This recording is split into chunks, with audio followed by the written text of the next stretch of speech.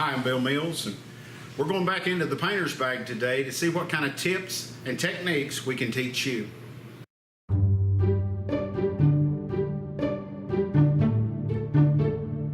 When the job's all done, I use a wire brush to just really get in there and scrub out those hard to get areas. And just as I showed you, I take my brush and you can see we got a little paint on it here.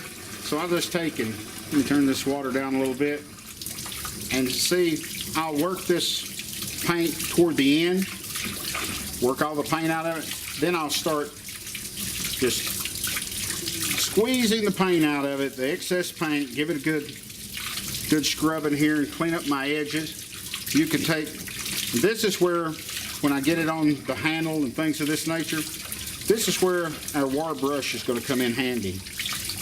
See, I want, see how there's still paint in this brush. And see what I was telling you, see that paint still coming out of there?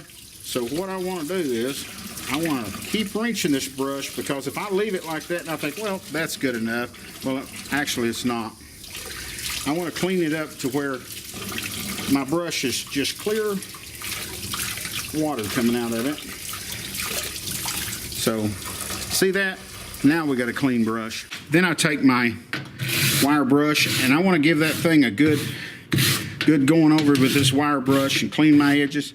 And see, when I flipped it over, what we found, we have more paint in this brush. So we want to get all this paint out, clean it up really nice.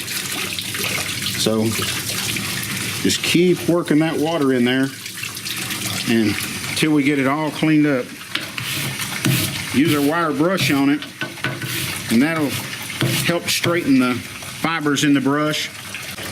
And what I like to do after I do that, I'll just take and give it a good spin. Cleans it right up, and there's your clean brush. If you're using a latex paint, if you'll read the back of the can, it usually recommends a good warm soap and water cleanup.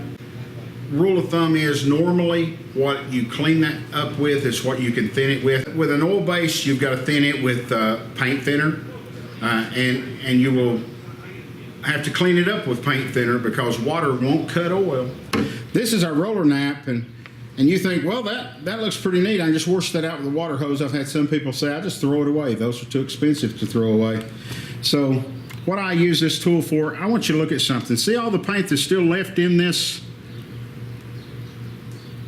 Look how much paint's still left in my roller. There's various types of products on the market today to help you clean up your roller nap.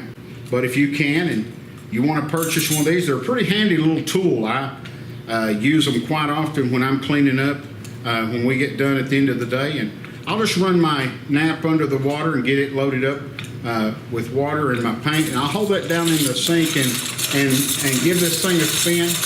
And it slings all the water and the paint that's left in there out. But you have to give it several wrenches with this, just as you would your hand. But these are just a neat little product.